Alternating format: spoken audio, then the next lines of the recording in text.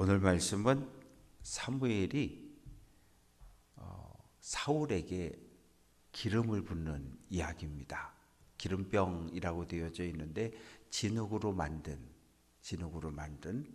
병에 올리브유, 감람 기름이 담겨져 있는데 그 병을 열고 이렇게 머리에다 붓는 거예요. 머리에 부었다는 얘기는 구별해서 세웠다는 이야기입니다. 구약 성경을 보면 머리에 기름을 붓는 경우는 세 직업이라고 표현하면 좀 그럴까요? 왕, 제사장, 선지자 반드시 머리에 기름을 붓습니다. 머리에 기름 부음 받은 사람을 메시아, 기름 부음 받은 사람, 메시아라고 하는 단어 자체가 기름 부음을 받은 사람을 말하는 거예요. 그러니까 이제 사울이 머리에 기름 부음을 받고 메시아가 되는데 왕이 된 거예요. 왕이 되었고 그러면서 이제 사울이 어리둥절하잖아요. 그러니까 너에게 내가 이제 집으로 가는 동안에 세 가지 징표가 너에게 오늘 이루어질 거라는 거예요. 첫 번째 징표는 뭐냐 하면 베냐민 지파, 사울은 베냐민 지파 사람인데 베냐민 지파는 거의 없어졌어요. 아주 12지파 중에 제일 작아요. 왜? 이 사사시대를 거치면서 내란이 일어나가지고 11지파가 베냐민 지파를 공격해가지고 남자 600명만 남고 싹 죽여버렸거든요. 그래서 가장 연약한 지파, 그것도 기스, 아버지 기스도 그렇게 대단히 크게 유력한 사람은 아니었고요. 그냥 평범한 가정의 아들이었는데 너 이제 왕이, 이스라엘을 이끌어갈 왕이 되어야 한다. 그러니까 어리둥절하고 두렵고 떨리는 이런 마음이었단 말이에요. 성격이 조금 소심해요. 왜냐하면 왕으로 선택이 되어졌을 때 나와야 되는데, 손을 들고 나와야 되는데 진보다리 속에 숨어 있었거든요. 그래서 하나님께서 선지자를 통해서 세 가지 징표를 이야기하시는데, 첫 번째, 집에 갈 때 셀사라고 하는 곳을 지나가게 될 텐데 거기에 보면 라헬의 묘실, 무덤이 있다는 거예요. 베냐민을 낳고 이 라헬이라고 하는 여인은 베냐민 지파의 어머니예요. 베냐민을 낳고 그리고 베들레헴 길 곁에서 죽어서 거기 무덤을 만들어 놨는데, 거기 셀사라고 하는 곳에 지나가게 되면 거기서 두 사람을 만날 거다. 그 두 사람이 너에게 아버지 소식을 전해줄 거다. 아버지가 암나귀를 찾았다. 그러니 너희는 암나귀를 더 이상 찾지 않아도 된다. 그런데 그 아버지가 걱정한다는 거예요. 암나귀는 찾았는데 내 아들은 언제 오나 걱정하고 있다는 거죠. 어디서 헤매고 있는지 걱정하고 있다는 거예요. 그 소식을 들려줄 거라는 거예요.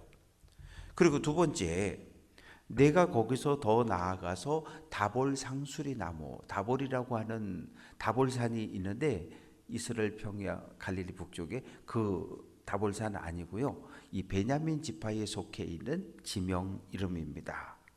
다볼 상수리 나무에 이르면 거기서 하나님을 만나려고, 하나님을 예배하려고 베델로 올라가는 세 사람을 만나게 될 거다. 두 번째 징조는, 그런데 이 세 사람인데 한 사람은 염소 새끼 셋을 끌고 가고 있고, 한 사람은 떡 세 덩이를 들고 있고, 한 사람은 포도주 한 가죽 부대를 들고 가는데 그들이 너에게 인사하고 떡 두 덩이를 줄 거라는 거예요. 그러면 너는 받으라는 거예요. 세 명이 가면서 떡 세 덩이를 가지고 가는데 그 중에 두 개를 준다는 거예요. 그러면 한 덩어리를 가지고 세 사람이 나눠 먹어야 되는 거예요. 이건 어떤 겁니까? 그들이 너를 존귀한 자로 왕으로 예우하는 거니까 아무 소리 말고 너는 그 떡을 받아라.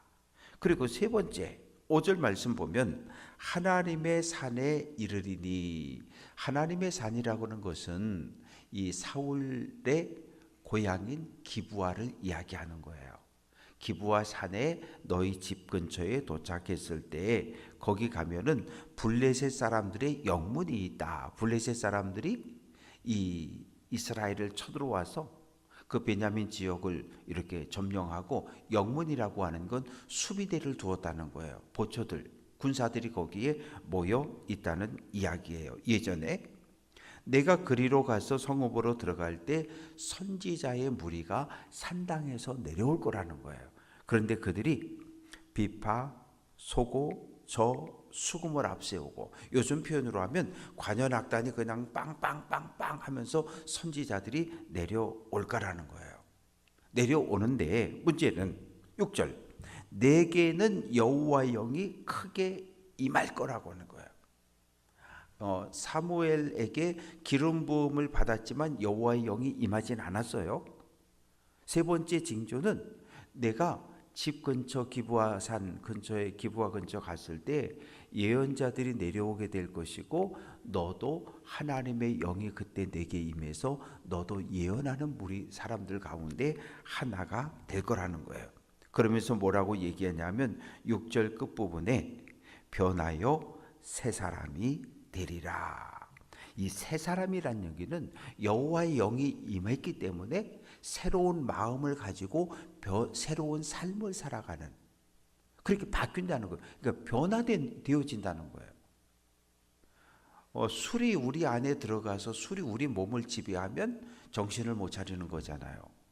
그런데 여호와의 영이 우리 안에 임재해서 거룩한 성령이 우리 마음을 주관하기 시작하면 우리의 몸은 거룩하고 정결한 삶을 살아낼 수밖에 없어요. 그러면 뭐라는 거? 저 사람 변했다, 새 사람 됐다 그러는 거예요. 그래서 예수 믿고 은혜 받고 성령 받은 사람은 다 변해야 되는 거예요. 변하지 않고 예수 믿기 전이나 예수 믿은 후나 그냥 그거면 둘 중에 하나예요. 예수 안 믿든지 성령을 못 받았든지. 그러니까 그걸 가지고 탓할 필요가 없어요. 왜 그러냐고. 그럴 이유가 없어요. 예수를 안 믿든지 예수를 믿기는 믿는데 성령을 못 받았든지 뭐 다른 이야기는 할 게 없어요. 그래서 사울에게 여호와의 영이 임하고 예언을 하고 변하여 새 사람이 되는데 이스라엘의 지도자로 왕으로 세워지게 된다는 거예요.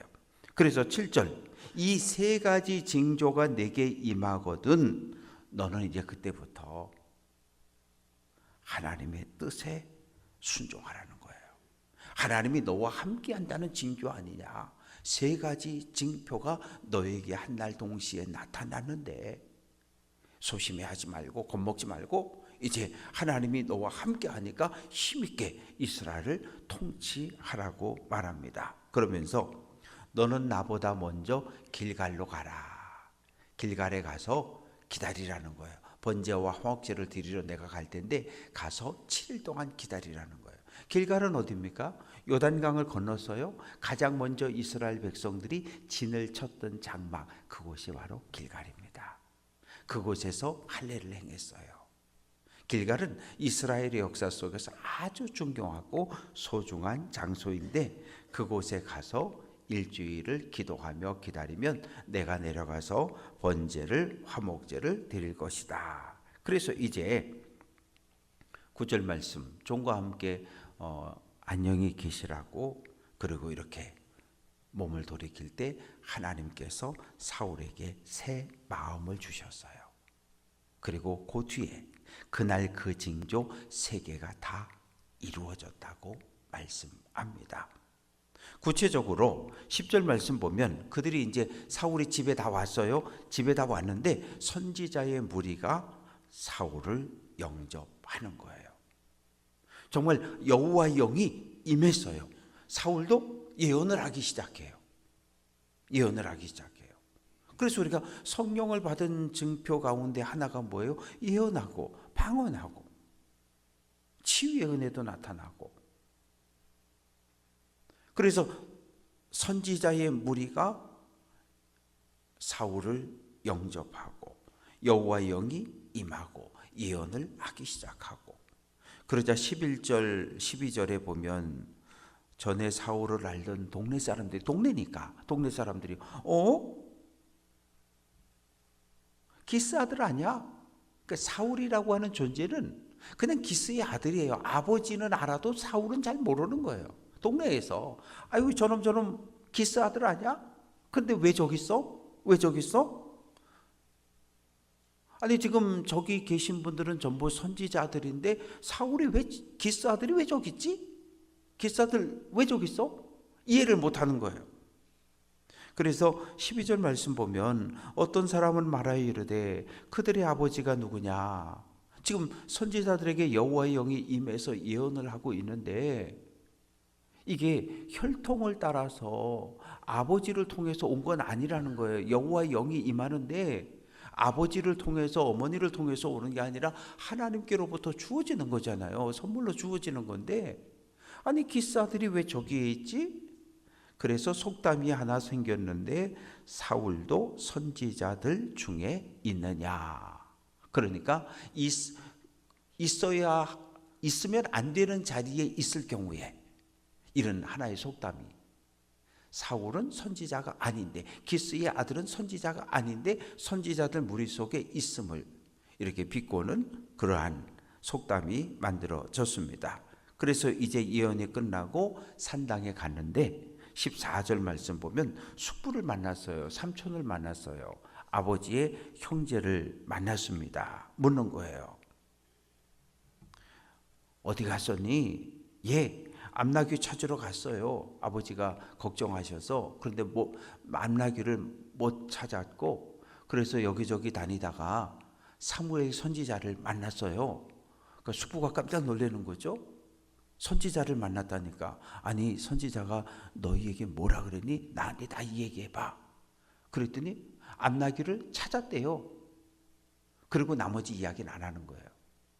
기름을 붓고 왕이 되고 여호와 영이 임하고 징표들이 세 가지 징조가 다 이루어진 것에 대해서는 얘기하지 않습니다. 그래서 16절 끝부분에 보면 나라의 일, 왕위로 기름 부음 받았다는 그 이야기는 안 전해주는 거예요. 17절부터 이제 왕을 뽑는 이야기가 기록이 되어져 있습니다. 사무엘이 백성들을 미스바로 다 불러 모았어요. 그리고 이야기합니다. 하나님께서 너희가 애굽에 있을 때 가나안 땅에 들어와서 블레셋과 주변 민족들에 의해서 짓눌리고 억압당할 때 사자들을 세우고 모세를 세워서 너희를 다 구원해 주지 않았느냐? 그런데 19절 하나님께서 너희 민족을 지금까지 다 구원하고 보호하고 지켜줬는데 오늘 너희가 하나님을 버렸다는 거예요. 하나님을 왕으로 인정하지 않는다는 거예요. 그러면서 우리에게 눈에 보이는 왕을 세워달라고 너희가 그렇게 요청을 하니 왕을 세워주겠다는 거예요. 그러면서 12지파에서 1000명씩 나오라는 거예요. 12지파에서 1000명씩 나왔으니까 12,000명이 섰어요. 제비를 딱 뽑았어요. 그랬더니 베냐민 지파가 뽑혔어요. 베냐민 지파 1000명만 남고 나머지 다 들어가라.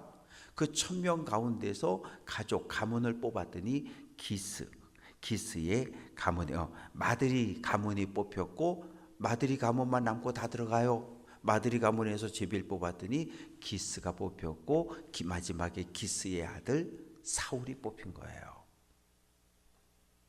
그러니까 왕을 뽑는데 지금은 6월 3일 날 우리가 또 투표를 하지만 18세 이상 유권자들이 가서 한 표씩 찍어서 한 표라도 더 많이 받는 사람이 다 가져가는 거잖아요. 그런데 이스라엘의 왕을 선출할 때는 사람의 생각이나 사람의 방법은 전혀 개입되지 않아요. 왜? 하나님께서 하나님의 방법으로 뽑으셨어요. 그래서 사울이 뽑혔는데 사울 안 보이는 거예요.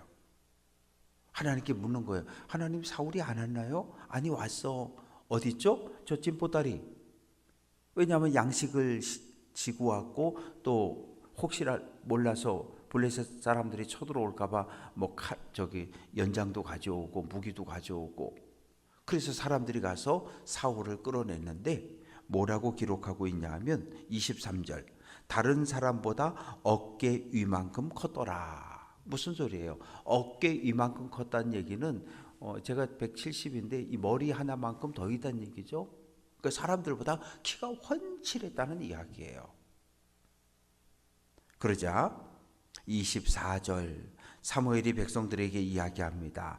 여호와께서 택하신 자를 보느냐? 내가 직접 투표해서 뽑은 왕이 아니고 하나님께서 선택한 왕을 너희가 지금 보고 있다. 이스라엘 중에 이 사울 만한 사람이 없다. 그러자 백성들이 왕만세, 왕만세 부르는 거예요. 이 왕만세라고 하는 말의 의미는 왕이여 장수 무병이라고 그러나요? 오래오래 살라는 이야기예요. 그러한 이렇게 환호성을 부릅니다. 그래서 25절 말씀 보면 사무엘이 이제 나라를 어떻게 다스려야 되는지 제도에 대해서 백성들에게 이야기하고 그 이야기를 책으로 다 기록을 해서 어디에 여호와의 언약궤가 있는 성소 안에 여호와의 언약궤 옆에다가 보관을 하게 됩니다. 왜요? 왕은 계속해서 이 말씀을 읽으면서 왕은 이렇게 살아야 되고 왕은 이렇게 살아야 되고 계속해서 물려주라는 이야기입니다. 26절 사울도 기브와 자기 집으로 갔다. 그래서 학자들 가운데는 사울은 왕이 아니다라고 주장하는 분들도 있어요. 왜요? 왕은 어디 살아야 돼요? 왕궁에 살아야 돼요.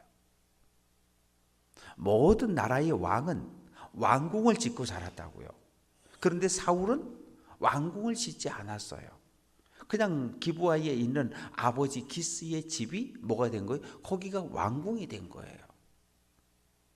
그래서 어떤 학자들은 주장하기를 사울은 왕이 아니고 그냥 군사 이스라엘을 대표하는 사사와 같은 그런 그냥 통치자였다고 주장하는 사람들도 있긴 하지만 어쨌든 성경은 왕으로 표현을 하고 있습니다. 그런데 사울이 기브와 자기 집으로 갈 때 마음이 하나님께 감동된 유력한 자들도 함께 갔다는 거예요. 하나님의 은혜에 감동돼서 사울을 왕으로 섬기겠다고 지도자들도 가고 종교 지도자들도 가고 그리고 부유한 재물이 있는 사람들도 가고 각 지파의 장로님들도 가고 그래서 사울을 왕으로 추대합니다. 그러나 만장일치는 아니에요. 27절 어떤 불량배는 이르되 이 사람이 어떻게 우리를 구원하겠느냐 반대하는 거죠. 예물도 드리지 않고 존경하지도 않고 뭐 저런 겁쟁이가 왕이 됐다고 이렇게 비꼬는 거예요. 그런데 사울은 잠잠합니다. 거기 대꾸하지 않아요. 침묵해요. 왜? 나를 왕으로 세운 건 저 사람들이 나를 세운 게 아니라 누가 하나님께서 나를 왕으로 택게 세웠다는 걸 알기 때문에. 말씀을 정리해 봅니다. 이제까지 이스라엘엔 왕이 없었어요. 눈에 보이지 않는 하나님이 이스라엘의 왕이었어요. 그런데 백성들은 이제 눈에 보이지 않는 하나님 말고 눈에 보이는 왕을 세워달라는 거예요. 하나님은 그게 서운하셨어요. 너희가 나를 버렸다고 표현하셔요. 그럼에도 불구하고 너희가 원하는 왕을 세워주겠다.